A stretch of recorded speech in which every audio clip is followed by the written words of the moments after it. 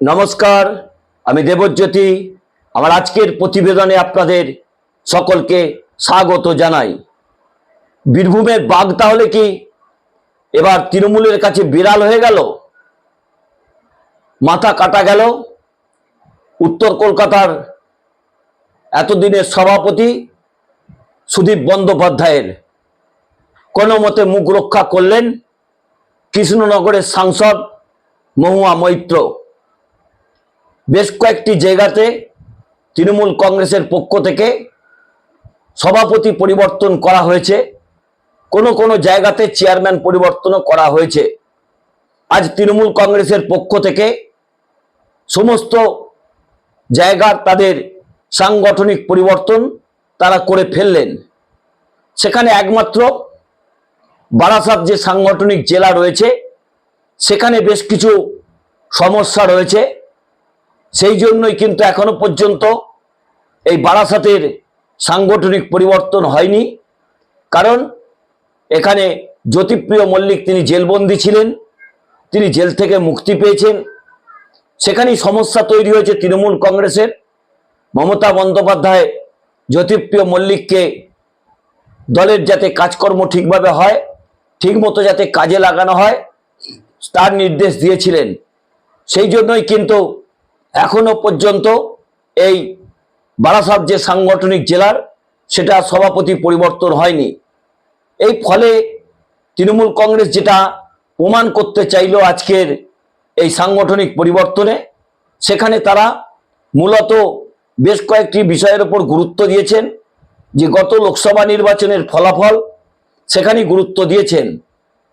সবচেয়ে বড় পরিবর্তন যেটা হয়েছে সেটা মালদাতে।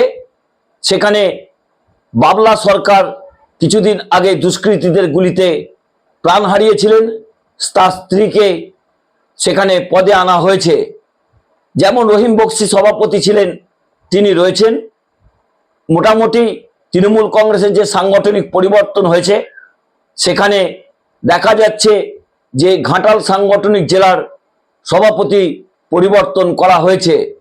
সেখানে তৃণমূল কংগ্রেসের পক্ষ থেকে অজিত মাইতিকে পদে আনা হয়েছে, অর্থাৎ ঘাটাল সাংগঠনিক জেলার সভাপতি সেখানে অজিত মাইতিকে করা হয়েছে।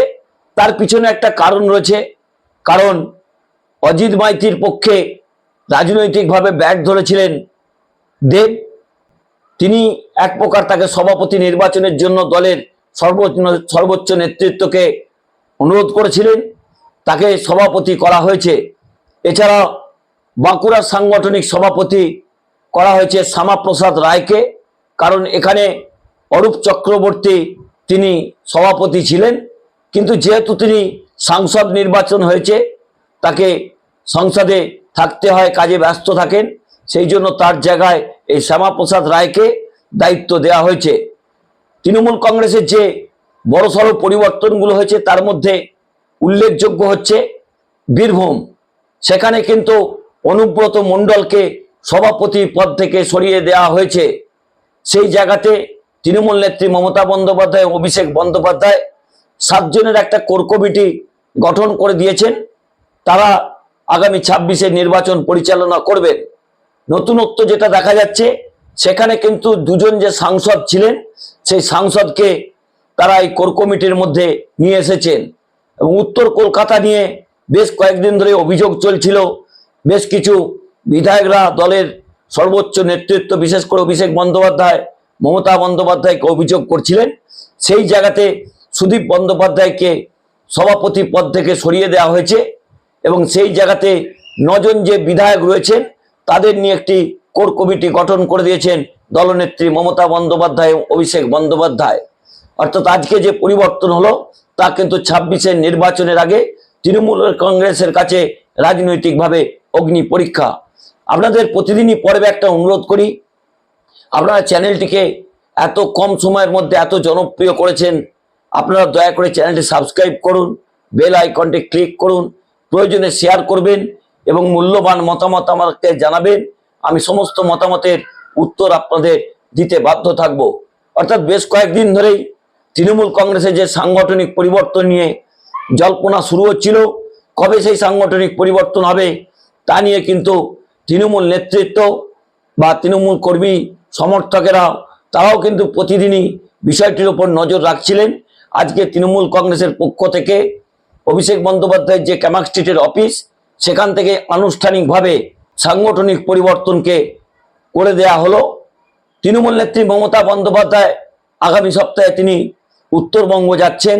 অভিষেক বন্দ্যোপাধ্যায় তার রাজনৈতিক কর্মসূচি ঠিক করে ফেলেছেন।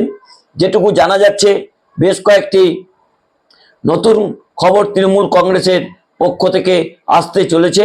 বেশ কয়েকজন বিধায়ক তারা কিন্তু তৃণমূল কংগ্রেসে যোগ দেবেন বলে ইতিমধ্যেই ভারতীয় জনতা পার্টির পক্ষ থেকে তারা আবেদন করে ফেলেছেন।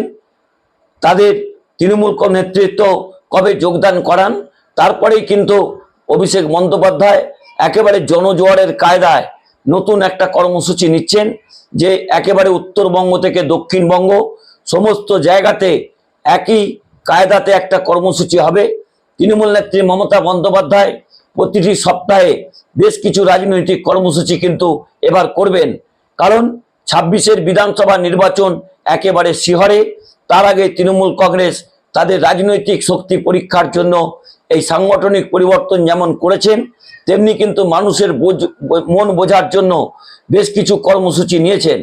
তৃণমূল কংগ্রেস আগামীকাল থেকে তারা পথে নামছেন শহীদদের শ্রদ্ধা জানিয়ে, এবং যে সেনারা প্রাণ হারিয়েছেন এবং সেনারা যেভাবে পাকিস্তানকে উচিত শিক্ষা দিয়েছেন তা নিয়ে শনিবার এবং রবিবার তারা রাজ্য জুড়ে কর্মসূচি করবেন। মমতা বন্দ্যোপাধ্যায়ও বেশ কিছু ঘোষণা করবেন আগামী 2-3 দিনের মধ্যেই। রাজ্য বিধানসভাতে একটি প্রস্তাব আসতে চলেছে যে সেখানে শহীদদের সম্মান জানানো হবে, যা কিন্তু অত্যন্ত গুরুত্বপূর্ণ। এখনো পর্যন্ত কোনো বিধানসভাতে এই সৈন্যদের জন্য বা সেনাদের জন্য কোনো প্রস্তাব আসেনি। সেই জায়গাতে মুখ্যমন্ত্রী মমতা বন্দ্যোপাধ্যায় সেই বিষয়টিকে রাজ্য বিধানসভাতেও আনতে পারেন, কারণ 9 জুন থেকে রাজ্য বিধানসভার বর্ষাকালীন অধিবেশন শুরু হচ্ছে।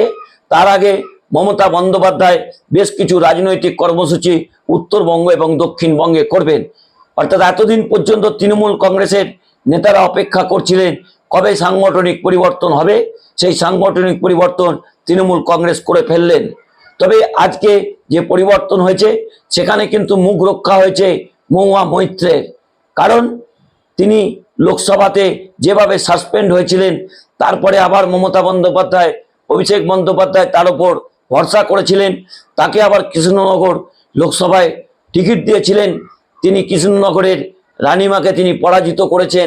সেই ফলস্বরূপ তাকে পুরস্কার হিসেবেই মমতা বন্দ্যোপাধ্যায় এবং অভিষেক বন্দ্যোপাধ্যায় সভাপতি পদে রেখে দিলেন। এছাড়াও বেশ কিছু যে পরিবর্তন করা হয়েছে, মূলত দলের শৃঙ্খলাকে গুরুত্ব দেওয়া হয়েছে। উত্তরবঙ্গে যে তৃণমূল কংগ্রেসের পরিবর্তন হয়েছে সেখানে মূলত মালদা এবং মুর্শিদাবাদে বেশ কিছু পরীক্ষা নিরীক্ষা করা হয়েছে, কারণ মমতা বন্দ্যোপাধ্যায় বেশ কয়েকটি জায়গাতে অত্যন্ত গুরুত্ব দিয়েছেন। উত্তরবঙ্গে তৃণমূল কংগ্রেসের আশানুরূপ ফল হয়নি আগের বিধানসভা নির্বাচনের, অর্থাৎ 21-এর নির্বাচনে।